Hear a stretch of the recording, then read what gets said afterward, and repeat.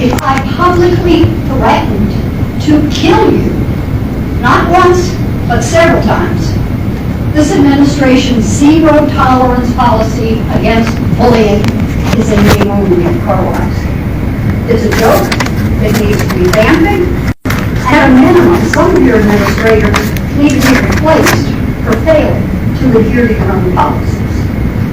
After repeated and severe harassment to my family member at Carwise, I posted on the Nextdoor app what to do about bullying at Carwise. I got over 480 responses, and I live in just a sliver of Carwise school zone. I was sickened and stunned to learn how common a problem this is, and nothing being done about it. This front and back is not 480. These are the parents and some students now in their early 20s that are on that app, complaining, telling their personal stories about bullying at Carwise and nothing done. From these reports, I also learned that our bullies have been repeat bullies. So I ask you, why are they still there? As to your solution to victims of bullying, the Hope Scholarship, maybe $7,000. Do you realize that the average cost of a private or parochial school in Pinellas County is $15,000? Way beyond the means of most people. And then I had the thought, why in the world does the victim have to leave school? Why is the bully still at that school repeatedly? Stop victimizing the victims. And in closing, I ask you, how much blood does this board want on its hands?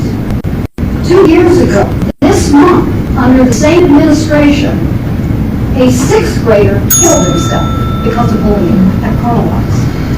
So I demand, will this school board hire an outside agency to conduct a thorough investigation of what's going on there? Madam, your time has exceeded, so if you'd like to stick around and speak with an administrator further, you may do that, but we need to move on to our next speaker. Thank you very much. All of our letters have been ignored by the school board.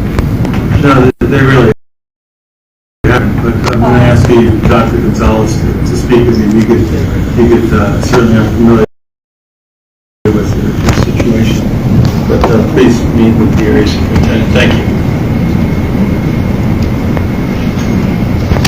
All right, this is what zero tolerance for bullying looks like. It looks like numerous emails and phone calls to school and district personnel. It looks like reports to law enforcement and say something. It looks like damaged speakers and property. Even a gift from school staff didn't make it home in one piece. You want to know what else didn't make it home in one piece after attending Carwise Middle School? My son. You, along with Carwise Middle School, had my son for 18 weeks and you crushed him. You destroyed him and our entire family. Yes, you, as representatives of the district who have a responsibility to look out for the safety and well-being of students. You failed us, and your continued inaction is failing others. By the end of August, my son had already completed a Say Something report about being bullied by certain students. The way that report was handled by Carwise administration only served to fuel the fire. The bullies knew it was my son who made the report as they taunted and harassed him about it. Since Carwise failed to act quickly and effectively, the bullies grew in numbers. Carwise set the standards. Students that bully and harass others don't face significant consequences, if they even receive a consequence at all. Bullies were getting chance after chance. Why? Carwise said there wasn't enough video evidence, or there were conflicting statements. One can only assume some students were afraid of the bullies or were friends with them. One could also assume administration didn't want to be bothered or didn't want to do the paperwork. I have repeatedly asked what has to happen before zero tolerance is enforced and have yet to receive an answer. My son was victimized by students and further by the action and inaction of school personnel. He was pulled out of class, moved to the front of the bus, had his name announced during lunch, escorted to the bus, none of it discreet. I was under the assumption that the bullying was isolated to the bus. I was so wrong. My son was not telling me what students were doing to him during the school day because he was afraid the bullying would get worse. He feared retaliation, and that was a valid fear because he would be harassed by the bullies after my phone calls or emails to administration about the bus. The bullies were committing felony-level crimes against my son, yet had more rights and freedoms than my son. He was in fear and still lives in fear. I'm not going to go into detail about what those fears are because you don't deserve to know his inner thoughts and feelings. Voicing those would likely only lead to more victimization. You did not care about him when I sent emails or completed a Let's Talk for the superintendent, which was to be shared with the board. It appears as though Carwise started to care, or at least started to pretend to try and help my son, when they finally realized I was serious when I said enough is enough, and also initiated a call to the area superintendent. But they weren't looking out for my son when they finally sent home a Hope Scholarship notification letter or wrote a safety plan and no contact agreement. They were looking out for themselves and trying to cover their ass. They even pulled my son out of class during exam week in December and made him write multiple statements about incidents that happened dating back 5 months ago in August.